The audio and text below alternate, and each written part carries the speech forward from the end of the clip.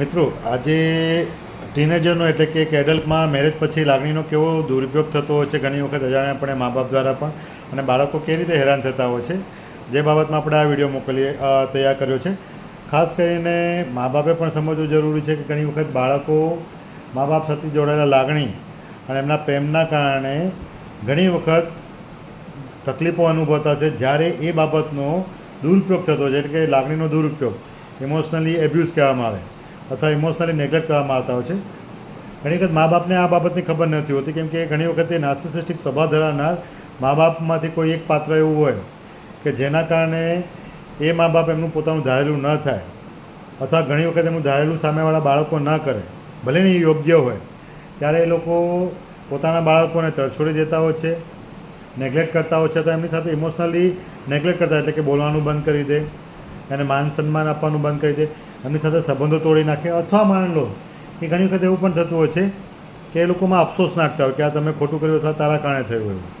જે ઘણી વખત ઘટનાઓ કુદરતી હોય, ઘણી વખત ભૂલો નાની હોય, પણ એ પરિસ્થિતિને એટલી મોટી બનાવી દેવામાં આવતી હોય છે કે સામેવાળું પાત્ર, એ બાળક હોય કે વહુ હોય કે જમાઈ હોય, જે ખાસ કરીને 18 વર્ષથી લઈને 25 વર્ષ કે 30 વર્ષની વચ્ચેના હોય, જે લોકોની લાગણીથી એ લોકો મા બાપ પર હજુ પણ આધારિત હોય સંપૂર્ણપણે, એ ઈચ્છતા હોય કે મા બાપ એમની સાથે સંબંધો રાખે સારા, અને એ લોકો પોતાના મા બાપ સારા રહે, ખુશ રહે, અથવા સાસુ સસરા સારી રીતે રહે, એના માટે એ લોકો બધું જ કરી છૂટવા તૈયાર હોય. પણ ઘણી વખત આવા મા બાપ કે સાસુ સસરા પોતાના સ્વભાવની જે લાગણીઓ છે એના વિશે જાગૃત નથી હોતા, અથવા ઘણી વખત પોતાના સ્વભાવમાં જે એક તકલીફ હોય છે, જેને કહી શકાય કે નાર્સિસિસ્ટિક, પોતાનું ધારેલું કરવાવાળા અથવા કરાવવાળા લોકો, અને બીજા લોકોને પોતાના કંટ્રોલમાં રાખવાવાળા લોકો, એવું ન થાય ત્યારે ઘણી વખત બાળકોને બહુ તકલીફ પડતી હોય છે. આવા બાળકો જ્યારે મોટા થાય, એટલે ટીનેજમાં આવી જાય, તો એડલ્ટહુડમાં આવી જાય, એટલે કે મેરેજ થઈ જાય, ત્યારે પણ બહુ તકલીફ પડતી હોય છે. અને જેના કારણે ઘણી વખત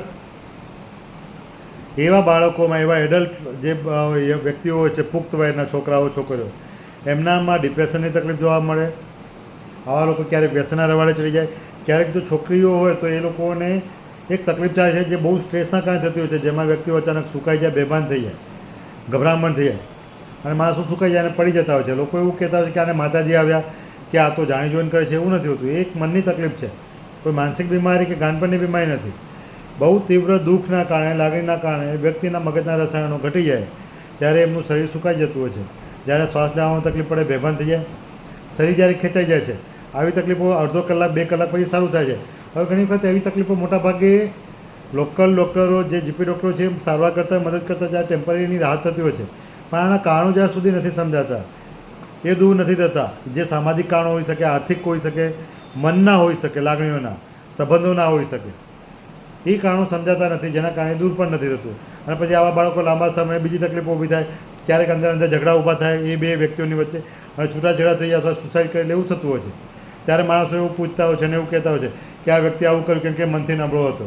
એવું નથી હોતું. દરેક બાળકો ભણેલા ગણેલા હોય કે અભણ હોય, એની મનની લાગણી, મનની તકલીફો જ્યારે કોઈને રજૂ નથી કરી શકતા, કહી નથી શકતા, અને કોઈ સમજી નથી શકતું, ત્યારે આવી તકલીફો ઊભી થાય છે. અને એમને જેનાથી તકલીફ થાય છે એ માણસો પણ આ બાબત સમજતા નથી, અને એ વ્યક્તિઓને જ્યારે કહેવામાં આવે ત્યારે એ લોકો સમજવાની જગ્યા પર એને ઇગ્નોર કરે, નેગ્લેક્ટ કરે, અથવા સામાજિક રીતે બહિષ્કાર કરી દેતા હોય છે, અથવા એકલા પાડી દેતા હોય છે. ત્યારે આવા બાળકો જે પુખ્ત વયના બન્યા છે, મેરેજ કર્યા હોય, ત્યારે પણ એ સફળ થતા હોય છે. તો મિત્રો, આવી જગ્યા પર વડીલોએ પણ ધ્યાન રાખવું જરૂરી છે કે આવા પુખ્ત વયના જ્યારે બાળકો જે છે, જે મેરેજ કરીને હસબન્ડ વાઈફનો રોલ નિભાવતા હોય છે, ત્યારે એમને કુટુંબની, સમાજની, મા બાપની હૂંફ અને સાસુ સસરાની હૂંફ અને પ્રેમની જરૂરિયાત હોય છે. પણ એ પ્રેમના આપણે જ્યારે આપીએ, એ આપણી સામાજિક જવાબદારી પણ છે, અને એક માનવતાના રૂપે પણ જરૂરી છે. પણ આપણે એમને કંટ્રોલમાં લાવવા માટે આપણું ધારેલું કરાવવા ઈચ્છતા હોય તો એ યોગ્ય નથી. જ્યારે પરિણામ અયોગ્ય આવે, તો એ અનહેલ્ધી કોઈ વર્તન હોય તો આપણે એના માટે આપણે એમને રોકીએ ટોકીએ તો બરાબર છે. જેમ કે કોઈ બાળક દારૂ પીતો હોય, તોફાન કરતો હોય, લડાઈ ઝઘડા કરતા, તો એને સમજવું પડે, એને અટકાવવું જોઈએ. પણ કોઈક વ્યક્તિને ડૉક્ટરની જગ્યા પર બનવાની જગ્યા પર એને એન્જિનિયર બનવું છે, ડૉક્ટરની જગ્યા પર માની લો કે એને ખેતીમાં કામ કરવું છે, અથવા માની લો કે એને કોઈ બિઝનેસમાં કામ કરવું છે, તો એ બાબત, એનો અલગ દૃષ્ટિકોણ હેલ્ધી હોય તો એ આપણે સમજવો જરૂરી છે અને સ્વીકારવો જરૂરી છે. ત્યાં બાળકને નેગ્લેક્ટ ન કરાય, ઇમોશનલ બ્લેકમેલ ન કરાય. ત્યાં એને સામાજિક રીતે દૂર ન કરાય. આજે આવા જે ક્લાયન્ટ આવ્યા છે જેમને એક જાણીતા માનીતા એક ડૉક્ટર છે, જીપી ડૉક્ટર છે, જનરલ પ્રેક્ટિશનર છે, જેમને મોકલેલા છે, જેમનું નામ હું તમને રિવીલ નથી કરવા માગતો, પણ એવા એક વ્યક્તિ છે જે પોતે પણ પ્રોફેશનલ લાઈફમાં છે, મેડિકલ લાઈનમાં, પણ એ પોતે સફર થઈ રહ્યા છે કન્વર્ઝન ડિસઓર્ડરથી. આજે એમના હસબન્ડ સાથે આવેલા છે, જેના વિશે આપણે થોડી વાત કરીશું, જેની આઈડેન્ટિટી અમે રિવીલ નથી કરી રહ્યા. આ વિડીયો અમે એમને પૂછીને પરમિશનથી જ લઈએ છીએ, જેનાથી એમની કોઈ આઈડેન્ટિટી નહીં રિવીલ થાય. પરંતુ સમાજમાં ભણ્યા ગણેલા હોવા છતાં બી ઘણી વખત તકલીફો ઊભી થતી હોય તો એ બુદ્ધિ સાથે જોડાયેલી નથી, એ તકલીફો જોડાયેલી છે લાગણી સાથે. અને કોઈ પણ વ્યક્તિ ગમે તેટલું ભણેલા ગણેલા હોય, હું હોઉં, ડૉક્ટર હોઉં કે બીજા હોય, જ્યારે લાગણીમાં તકલીફ પડે તો હું પણ શક્ય છે, મને લાગણીમાં તકલીફ પડે અને મને જો મદદ ન મળી રહે તો શક્ય છે મને પણ શારીરિક બીમારીઓ થઈ શકે, જે સ્ટ્રેસના કારણે, દુઃખના કારણે છે. જેમ કે એક ડિપ્રેશન થવું, બ્લડ પ્રેશર વધઘટ થવું, બેભાન થઈ જવું કે કાર્ડિયાક અરેસ્ટ થવું. આવી તકલીફો હું ડૉક્ટર છું તો પણ થઈ શકે, એવું જરૂરી નથી. કેમ કે મનની લાગણીઓ સમજવામાં ના આવી શકાય અથવા સહન ન થાય ત્યારે આવું થાય, અથવા કોઈ સપોર્ટ ન મળે. આજે આપણી સાથે એક એવા ક્લાયન્ટ છે જેના વિશે આપણે થોડું સાંભળીશું કે એમની તકલીફ એ કેમ થઈ છે. જેમ કે આજે બીજી વખત એ આવ્યા છે મારી પાસે, જ્યારે પહેલી વખતે મેં એમની બીમારી નિદાન કર્યું હતું કે એમને કન્વર્ઝન ડિસઓર્ડરની બીમારી સ્ટ્રેસના કારણે છે, દુઃખના કારણે છે. ત્યારે એમણે મને વાત ન કરી હતી, કેમ કે ત્યારે એમની સાથે બીજા સગાવાલા આવ્યા હતા. આજે એ અને એમના હસબન્ડ આવ્યા છે, એના વિશે આપણે થોડું જાણીશું કે એમને કેવું દુઃખ છે. અને આ બહુ સમજવા જેવું છે, સમાજના વ્યક્તિઓએ, મા બાપે, સાસુ સસરા અને કુટુંબના ઘરના લોકોએ પણ, કે મોટાભાગની એટલે 70% બીમારી શરીરની, વ્યસનની, સુસાઇડની, મર્ડરની અને ગુનાહિત પ્રવૃત્તિ એ મનની લાગણીઓ સાથે જોડાયેલી છે. મનની લાગણીઓથી સાથે જોડાયેલી બાબતો જ્યારે કોઈને કહી ન શકાય, એનું કોઈ મદદ ન મળી શકે, ત્યારે એ સહન ન થાય, ત્યારે વ્યક્તિઓને શરીરમાં બીમારી થાય છે, મગજની બીમારી થાય છે, માનસિક બીમારી થાય છે, મનની બીમારીઓ થાય છે અથવા વ્યસનની બીમારી થાય છે, અને પછી ક્રાઇમ થાય છે. જો આ બાબતને આપણે પહેલાં શરૂઆતના તબક્કામાં સમજી શકીએ તો શક્ય છે ઘણી બધી તકલીફો અટકાવી પણ શકીએ, જે શરીરની અને મગજની છે અને વ્યસનની છે, તેમજ ક્રાઇમ પણ અટકી શકે. તો આ બાબતમાં આપણે થોડું જાણીશું. આ વિડીયો અમે ક્લાયન્ટના પરમિશનથી અમે ઉતારી રહ્યા છે, જેમાં ક્લાયન્ટની કોઈ માહિતી અમે આમાં જગ જાહેર નથી કરી રહ્યા. આ ફક્ત જનજાગૃતિ માટે છે. તો ચાલો આપણે આ વિડીયોમાં જોઈશું કે વ્યક્તિને મનની લાગણી કઈ હદ સુધી જ્યારે પૂરી ન થતી હોય અથવા સમજી ન શકતા હોય, અથવા સમાજમાં જે સામાજિક બાબતો છે એ કઈ હદ સુધી મનને નુકસાન કરતું હોય છે, ભણેલા ગણેલા વ્યક્તિઓને પણ, જે આપણે જાણીશું. હા, તમે એમના હસબન્ડ છો, તમે એ બાબતમાં એમનું નામ નથી આપવાનું, તમારા ઘરના વ્યક્તિનું નામ નથી આપવાનું, પણ એવું તો શું થયું એના વિશે મને જણાવો કે જેનાથી ઘરવાળા આ બાબતમાં સંબંધો નથી રાખી રહ્યા. ખાલી મને ઇન્સિડન્સ બનાવો કે કઈ ઘટનાઓના કારણે, અને એની તમારી વાઈફ ઉપર શું અસર થઈ રહી, પછી આપણે એમને પૂછીશું એમને શું દુઃખ થાય છે આ બાબતથી. તમે એક વાત કરી કે તમારા એક્સિડન્ટના કારણે ઘરના લોકોએ એક્સિડન્ટ પછી મેરેજ થયો જેના કારણે સાથ સહકાર નથી આપતા, તો શું થયું હતું એ મને જણાવો. ડિટેલમાં આપણે ખાલી એટલું જાણવું છે કે એક્સિડન્ટ થયા પછી એમની શું ઈચ્છા હતી અને એમના વર્તનમાં શું બદલાવ આવી ગયો. એક્સિડન્ટ થયા પછી તો કોઈ એવું કંઈ નહોતું કે મેરેજ નથી કરવાનું, કોઈ એ નહીં કરવાનું, પણ ત્યારે ફૂલ સપોર્ટ હતો. પણ જ્યારે આ છેલ્લા 1 વર્ષથી જ ફાઇનાન્શિયલ પ્રોબ્લેમ ચાલતી ઘરની, ને મારે પોતાની જગ્યાએ પહેલાં જોબ કરતો બીજી જગ્યાએ પંચાયતને એમાં, તો ત્યાંથી મેં જોબ છોડી દીધી. પછી અમારે ફાઇનાન્શિયલ એટલે એકદમ બંધ થઈ ગઈ. પછી અમે મારા વાઈફે જોબ ચાલુ કરી. અપડાઉન કરવાનું હતું એવું. તો અપડાઉનમાં જે આવડ જવડ વધી જતી અને એનું પેમેન્ટ બી બહુ એ થતું. તમે રૂમ રાખીને અલગ રહેતા. પછી ઘરથી થોડો સપોર્ટ મળ્યો 3-4 મહિના, અને પછી થોડીક પ્રોબ્લેમ થઈ ઘરના વ્યક્તિ જોડે કે બીજી કંઈક થોડીક ફાઇનાન્શિયલ એટલે પૈસાની બાબત થઈ. તો પછી મારા માથા પડી બધું ઘરનું કે તું નથી કમાતો એટલે અમારા હેરાન થાય. ઓકે, પછી એ બધી મને ના કહ્યું અને બધું મારા વાઈફના નામે પાડી, એમના પર આરોપ લગાવવાનો ચાલુ થયો. એના પર લગાવ્યો કે તારા લીધે જો પેમેન્ટ પૈસા વધારે વાપરે છે, ખર્ચા વધારે કરે ને, આવું બધું કરીને એનામાં બધું. મિત્રો દેખો, એક ફાઇનાન્શિયલ મેટર કેવી રીતે સામાજિક બાબત બનતી હોય છે જ્યારે આ બાબત ના સમજાતી હોય. આ એક વ્યક્તિ છે, ભણેલા ગણેલા છે, જે જોબ કરતા હતા. મેરેજ પહેલાં એમની જોબ ચાલુ હતી, પણ એન્ગેજમેન્ટ થઈ ત્યારે એમનો એક એક્સિડન્ટ થયો. ત્યાં એમને એક શારીરિક નુકસાન થવાના કારણે એમની જોબ છૂટી ગઈ. એવું નથી કે આજે કામ નથી કરી શકતા, એ કરી શકે એવા છે, સક્ષમતા છે, ભલે સારી રીતે એમને નુકસાન થયું છે. પણ એ ટાઈમે મેરેજ પહેલાંની વાત છે, આ એક્સિડન્ટ થયો ત્યારે, પછી એમની જોબ છૂટી ગઈ એટલે ઘરમાં આર્થિક તંગી ઊભી થઈ, મા બાપને પણ થોડી તંગી અને આર્થિક બોજો સહન કરવો પડ્યો. આવી કન્ડિશનમાં આર્થિક તકલીફ ઊભી થઈ એક સામાજિક ઇસ્યુ છે. આ સામાજિક ઇસ્યુમાં ઘરવાળાએ એને બધા સાથ આપીને એને સોલ્વ કરવો જોઈએ. જે જગ્યા પર એમની માથાકૂટ થઈ અને એ આરોપ બીજા પર લગાવવાનું ચાલુ, જેમ કે મેરેજ પછી એમના વાઈફ ઉપર આ ચાલુ થયું. જેમ જ્યારે એમના વાઈફ પણ જોબ તો કરે છે આજે, પણ તકલીફ એ થઈ કે આર્થિક સંક્રમણના કારણે સામાજિક ઇસ્યુ ઊભો થયો. એ સામાજિક ઇસ્યુના કારણે એકબીજાને લાગણીને હર્ટ કરવાનું ચાલુ થયું, જેનાથી સામાજિક ઇસ્યુ સોલ્વ નથી થયો, આર્થિક ઇસ્યુ સોલ્વ નથી થયો. પણ એના કારણે માઇન્ડને તકલીફ ચાલુ થઈ, ઇમોશન ઇસ્યુ ચાલુ થયા, જેના કારણે પછી બધી બીમારીઓ ચાલુ થઈ. તો વસ્તુ એ છે કે સામાજિક કે આર્થિક કારણોસર જ્યારે કોઈક તકલીફ ઊભી થાય તો એ આખી બાબત જ અલગ છે, જેની અસર માઇન્ડ પર પડે એનું યોગ્ય સોલ્યુશન લાવવું બહુ જરૂરી છે. પણ એ લાવવાની જગ્યા પર જ્યારે આપણે સમાજમાં આરોપ પ્રત્યારોપ કરીએ અને પોતાનો બચાવ કરવા માટે કે પોતે જવાબદારી નિભાવવા ન માટે આપણે કોઈ એકબીજા પર ઢોળી દઈએ, જેનાથી તકલીફો દૂર થતી નથી. તો આ બાબત પણ સમજવું જરૂરી છે કે જ્યારે ઘરમાં કોઈ એક પાત્ર વીક પડે, કોઈ તકલીફ પડે તો એ ટાઈમે આપણે એને મદદ કરવી બહુ જરૂરી છે. એ સમય કદાચ ટૂંકા ગાળાનો હોય, 6 મહિનાનો કે 1 વર્ષનો હોય. કોઈ માણસ આજ સુધી જોબ કરતા, કામ કરતા અને અચાનક એને કંઈ તકલીફ પડી તો શક્ય છે કે આપણે એ ટાઈમે મજબૂત ઉભા રહીને કરવું જોઈએ. પણ શક્ય છે કે જો આપણી પરિસ્થિતિ ના હોય તો કમસે કમ આપણે આરોપ ન લગાડીએ. મેન્ટલી, ઇમોશનલી તો આપણે સામાજિક રીતે કે કુટુંબિક રીતે મદદ તો કરી શકીએ, પણ એ ન કરીને આપણે આરોપ પ્રત્યારોપ લોપ લગાડીએ તો એની અસર બીજા પાત્ર પર બહુ ખરાબ પડતી હોય છે. હવે એ બાબતમાં કઈ રીતે ખરાબ પડે કે એક ઇમોશનલ બ્લેકમેલ થાય, આરોપ થાય કે આ તારા કારણે થયું છે બીજા વ્યક્તિને, અથવા એને સામાજિક રીતે નેગ્લેક્ટ કરવામાં આવે તો એના કારણે જે નવું પાત્ર ઘરમાં આવે છે એના પર સાયકોલોજીકલી શું પ્રેશર પડે, ઇમોશનલી શું બ્લેકમેલ થાય, ઘણી વખત મેન્ટલી ટોર્ચરમેન્ટ શું થાય એ દેખાતું ન હોય પણ એની અસર લાંબા ગાળે એમના પર પણ પડતી હોય. તો એ વિશે આપણે જોઈએ.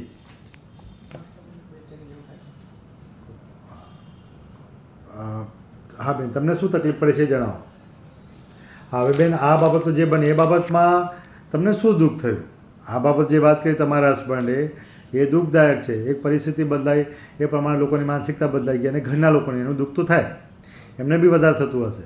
કેમ કે એમને ક્યારે ધાર્યું નહીં કે જ્યારે એમનું શરીર સલામત હતું ત્યારે જોબ કરતા ત્યારે તો બધા સાચવતા હતા કે એવામાં કમાતા હતા. પણ કોઈ પરિસ્થિતિ એવું થાય ન કમાય એટલે માણસનો રવૈયો બદલાઈ જાય તો એ ઘરના લોકોની ઇમેચ્યોરિટી કહેવાય, લાગણીની ઇમેચ્યોરિટી કહેવાય. એમાં તમારા હસબન્ડનો કોઈ દોષ નથી. બીજું કે જે લોકો નથી સમજતા તો એની સમજ જ એ લેવલ પર છે તો એની પાસે અપેક્ષા પણ ના રખાય. આજે માન લો કે તમે મારા સિસ્ટર હોત અને તમારા હસબન્ડનું આવું થયું હોત અને એ મારા જીજા હોત તો મારું એવું વર્તન ન બદલાયું, કેમકે હું સાયકોલોજીકલી મેચ્યોર છું. કારણ હું આર્થિક રીતે મેચ્યોર ના હોત તો બી મારું વર્તન એવું ના બદલાતું, કેમ કે મારું માઇન્ડસેટ અલગ છે. કે માન લો કે મારા જીજા છે આટલા ટાઈમે કમાતા હતા, આજે આ તકલીફ પડી, બરાબર છે, તો હવે નથી કમાતા, ઠીક છે, થોડા દિવસ એવું રહેશે, એકવાર શરીર સારું થશે, માન લો કે આ છે તો બીજી કંઈક જોબ શોધી આપીશ, હું શોધી આપીશ, તો એ શોધી લેશે, કે દિમાગ તો છે જ હજુ. પણ એ સમજ ના હોય ત્યારે આવું થાય. બરાબર. હવે આપણે એ સમજવું જરૂરી છે કે ઘરના લોકોની મેચ્યોરિટી કઈ છે એ બી આપણને ખબર હોવી જોઈએ ને. હવે તમે મારી પાસે અપેક્ષા રાખો કે ડૉક્ટર તરીકે હું મદદ કરી શકું, બરાબર છે, પણ તમે એવું અપેક્ષા રાખો કે કમ્પ્યુટરનું તમે મને કંઈ પૂછો અને સાહેબને જવાબ આવડતો હોય તો મને ના આવડે, તમારા હસબન્ડને જ આવડતો કેમ કે કમ્પ્યુટરના એક્સપર્ટ છે. પણ મારી પાસે જે નથી એની અપેક્ષા તમે મારી પાસે રાખો, એ હું ના આપી શકું. શક્ય છે. હવે જો માન લો કે તમે તમારા સાસુ સસરા પાસે, તમારા પોતાના મમ્મી પપ્પા પાસે તમે આવી અપેક્ષા રાખો છો કે ભાઈ પૈસાથી અમને મદદ ન કરે પણ અમને કુટુંબિક રીતે તો લાગણીથી તો સપોર્ટ કરે, એવી અપેક્ષા રાખો છો ને? હા, એવી લાગણીથી અમને જાતે કરી એટલે પછી મમ્મી પપ્પા તેમ જ કહે કે તમે જાતે લવ મેરેજ કરે એટલે તમે જ જો. હા, એટલે એ જ બાબતમાં કે એ બાબતમાં લવ મેરેજ કરવા, પણ તમે તો કુટુંબિક રીતે મદદ કરી હતી ને.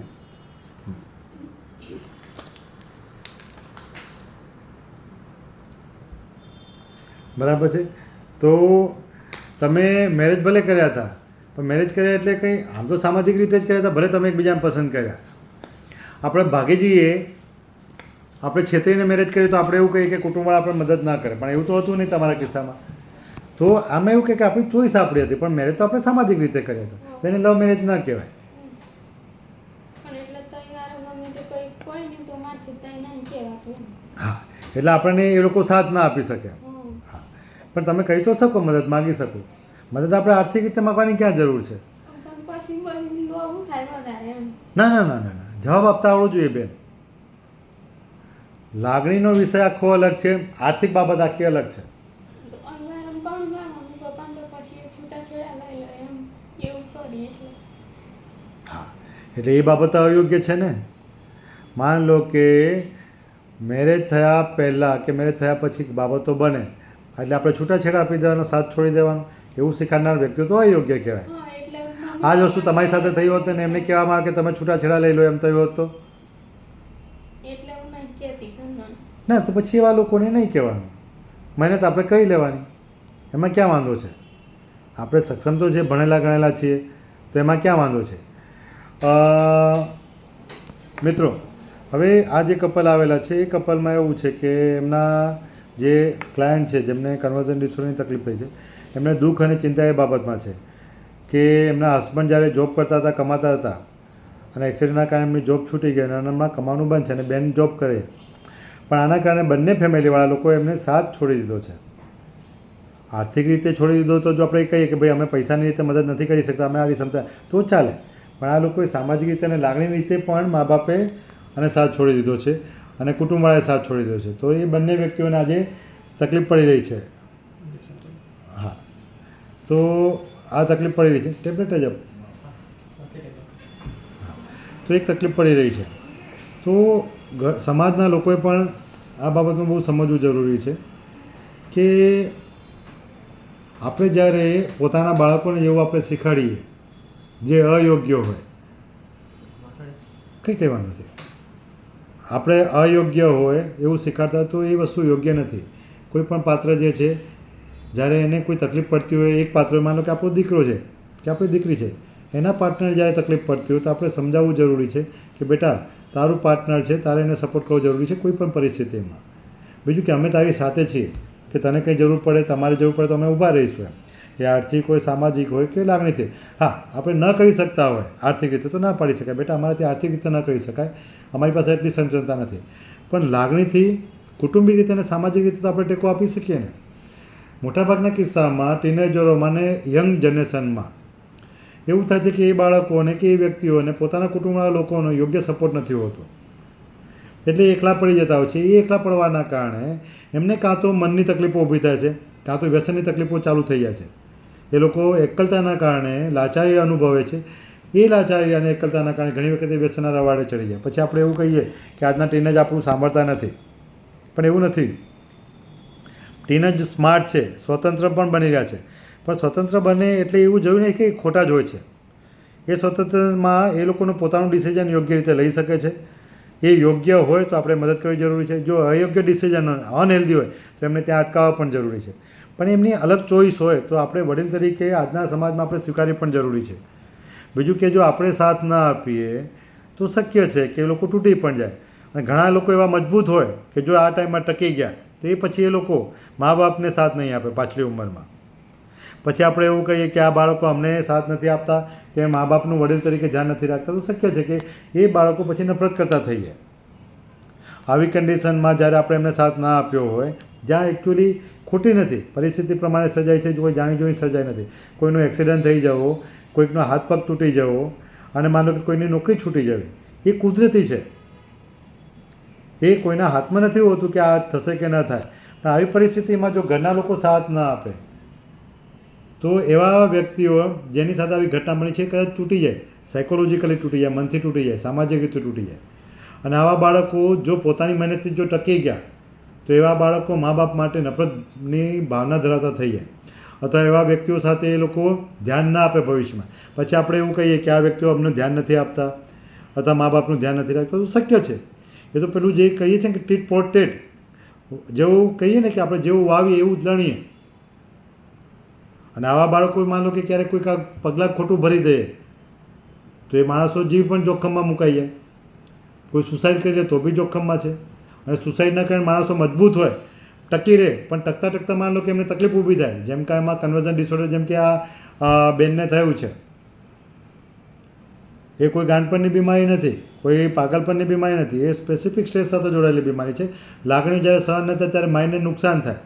એક મગજનું એક સેન્ટર છે જેને હિપ્પોકેમ્પસ અને એમેગડાલા નામની જે એક એરિયા છે બ્રેઇનનો ભાગ, એ ભાગને જ્યારે નુકસાન થાય ત્યારે ઘણી બધી તકલીફો ઊભી થાય. એમાંની આ એક આ તકલીફ છે. આમાં કોર્ટિઝોલ નામના રસાયણ પણ વધી જાય જેમાં બીપી વધઘટ પણ થાય. તો આ તકલીફો ફક્ત દવાથી ના મટે. ઘણી વખત ઘણા મા બાપ કે સગાવાલા અહીં આવીને કે સાહેબ આ તકલીફ વારંવાર કેમ થાય છે, દવા ચાલુ છે. એટલે દવા ચાલુ છે એનાથી તો મગજના રસાયણો પાછા નોર્મલ થાય, પણ પેલા જે ઘટી રહ્યા છે એના માટે સામાજિક કારણો છે, લાગણીના કે કુટુંબિક કારણો છે. એ તો આપણે ઘરવાળા લોકોએ જ મદદ કરવી જોઈએ ને, એ ડૉક્ટર થોડી મદદ કરી શકે. એના માટે કુટુંબના લોકોએ સાથ આપવો પડે, સહકાર આપવો પડે, સમજ આપવી પડે. એ કોને ધ્યાન રાખવાનું હોય? એ તો કુટુંબના લોકોએ ધ્યાન રાખવું જરૂરી છે ને. એ કુટુંબના લોકોએ ધ્યાન રાખવું, તો એ સમજવું બહુ જરૂરી છે. તો મિત્રો, આ જે વિડીયો છે એ વિડીયોમાં જે વ્યક્તિને તકલીફ થઈ છે એમનું એવું કહેવું છે કે આ તકલીફના કારણે ઘરના લોકોએ અમારો સાથ છોડી દીધો છે, બંને બાજુ. આજે અમે પિયરમાં પણ મદદ નથી માગી શકતા કે સાસરીમાં પણ મદદ નથી માગી શકતા. અને જ્યારે ક્યારેક અમે કુટુંબિક સંબંધો રાખીએ તો અમને નેગ્લેક્ટ કરવામાં આવે છે, અમને સામાજિક રીતે બહિષ્કાર કરવામાં આવે છે. કારણ એ નથી કે લગ્ન કર્યા, કારણ એ છે કે મેરેજ પહેલાં અને સગાઈ પછી જ્યારે આ એક્સિડન્ટ થયું જેના કારણે જોબ છૂટી ગઈ છે, એટલે બંને મા બાપને એવું હતું કે ભાઈ અમારે લગ્ન નથી કરાયા. છોકરીના મા બાપને એવું લાગ્યું કે ભાઈ છોકરાને આવી તકલીફ થઈ છે, એક્સિડન્ટ થવાના કારણે નુકસાન થયું છે શરીરમાં, તો આપણે કેમ તે લગ્ન કર્યા, તું છોડી દે એને. જ્યારે છોકરી અને છોકરો બંને સાથે રહેવા માગે છે હસબન્ડ વાઈફ તરીકે, એકબીજાનો સાથ છોડવા તૈયાર નથી. જ્યારે છોકરાના માણસો જે મા બાપ છે એવું માને છે કે ભાઈ તું જોબ નથી કરતો એટલા કારણે શું છે કે તું તારી વાઈફને જોબ કરવા માટે કે બીજું કે તું હવે જે છે જોબ નથી કરતો પણ આ તારી વાઈફ સાથે મેરેજ થયા તો સગાઈ થઈ એના કારણે આવું થયું છે. એટલે એ આરોપ પ્રત્યારોપ લાગે છે. હવે આરોપ પ્રત્યારોપનો શું ફાયદો એમ? તમે તમારા બાળકોને એકબીજાને મદદ કરવાની જગ્યા પર જ્યારે આપણે ઘણા મા બાપ પોતાની તકલીફ અથવા નબળાઈ ન ઢંકાય એના માટે મા બાપ ઘણી વખત બાળકોને કોઈ એકને બલીના બકરા બનાવી દે, કાં તો વહુને બનાવી દે, અને સાસરિયાવાળાએ પિયરવાળાને કહી દે, પિયરવાળા સાસરિયાને કહી દે. એમાં ઘણી વખત કુટુંબ બરબાદ થઈ જતું હોય છે. આવું ન થાય એના માટે દરેક મા બાપને નમ્ર વિનંતી છે કે પોતાના બાળકોની તકલીફને સમજો, એની લાગણીને ખાલી સપોર્ટ કરો, એમને માર્ગદર્શન આપો. પૈસા આપવાની જરૂર નથી, તમે એને મનથી લાગણીથી મદદ કરશો તો એ લોકો એમની રીતે એ ટકી જશે. એમને એ વ્યસન કરવાની જરૂર નહીં પડે, સુસાઇડ કરવાની જરૂર નહીં પડે, એમને કન્વર્ઝન ડિસઓર્ડર કે ધૂણવાની તકલીફ નહીં થાય, કે કન્વર્ઝન ડિસઓર્ડર સુકાવાની તકલીફ નહીં થાય. 70% બીમારી શરીરની માઇન્ડ સાથે જોડાયેલી છે, લાગણીઓ સાથે જોડાયેલી છે. જો આ બાબતને ધ્યાન આપવામાં આવે તો ઘણી બધી બાબતો એવી છે કે જેમાં સુસાઇડ ન થાય, ક્રાઇમ ન થાય, વ્યસન ન થાય, આલ્કોહોલના રવાડે કે દારૂના રવાડે ન ચડે, સુસાઇડ એટેમ્પ ન કરે, વારંવાર હાથ પર કાપા મૂકે છે એ ન થાય, પોઈઝન ન પૂરી રહે. આજના દિવસમાં 2 એવા દર્દી મને જાણવા મળ્યા છે જેમાં એક પુરુષે આલ્કોહોલ પીને સુસાઇડ એટેમ્પ કરેલું છે, પોઈઝન પી લીધું. એક બીજી છોકરી હતી જેને ઓપી પોઈઝનિંગ પી લીધું અને આઈસીયુમાં છે. અને બંનેના કારણોમાં એવું છે કે લાગણીના કારણો રિલેશનના અને ઘરના કારણો છે. બહારના કારણો કોઈ જવાબદાર નથી. આમાં કોઈ વળગાડના કારણો પણ જવાબદાર નથી. તો મિત્રો, ટીનેજ એટલે ખાસ કરીને 12 વર્ષથી લઈને 25 વર્ષમાં બાળકોનું બહુ ધ્યાન આપો, લાગણીઓને સમજો અને મદદ કરો. એમાં મા બાપનો રોલ બહુ મહત્ત્વનો છે, કુટુંબનો રોલ બહુ મહત્ત્વનો છે. આ બાબતને સમજો. આ વિડીયોનું ફક્ત ને ફક્ત મહત્ત્વ એટલું છે કે કુટુંબના લોકો જો બાળકોને સમજે, સાંભળે અને મદદ કરે તો ઘણી બધી બાબતો જે સમાજમાં હમણાં બની રહી છે એ ન થાય અને અટકી શકે. બીજું કે જો આમાં કંઈ વધારે તકલીફ પડતી હોય ને જે આપણને પણ ન સમજાતી હોય, ઘણી વખત જો કુટુંબમાં નાર્સિસિસ્ટિક પર્સનાલિટી ધરાવનાર મા બાપ હોય અથવા એન્ટીસોશિયલ પર્સનાલિટી ધરાવનાર કોઈ વ્યક્તિ હોય મા બાપ, તો એમને આ બાબત ન સમજાતી હોય તો તમે એને કન્સલ્ટિંગ તમે પોતે પણ કરાવી શકો છો કે આ બાબત થઈ રહ્યું છે તો શું કરવું જોઈએ. આ બાબતમાં ધ્યાન રાખો. ધન્યવાદ. હું છું ડૉક્ટર મુકુંદરાય ડિંડોર. આ વિડીયો ફક્ત જનજાગૃતિ માટે છે, મા બાપને મદદમાં મળી શકે એના માટે, અને ટીનેજર અને બાળકોને પણ મદદ મળી શકે, અને એડલ્ટમાં જે કપલમાં ઇસ્યુ બને છે એ પણ અટકી શકે એના માટે છે. તો આમાં જો વ્યક્તિને ઇન્ડિવિજ્યુઅલ જરૂર પડે તો પણ તમે મારો કોન્ટેક્ટ કરી શકો છો. મા બાપને પણ કંઈ તકલીફ હોય બાળકોને લઈને તો પણ તમે મને કોન્ટેક્ટ કરી શકો છો. હું છું ડૉક્ટર મુકુંદરાય ડિંડોર.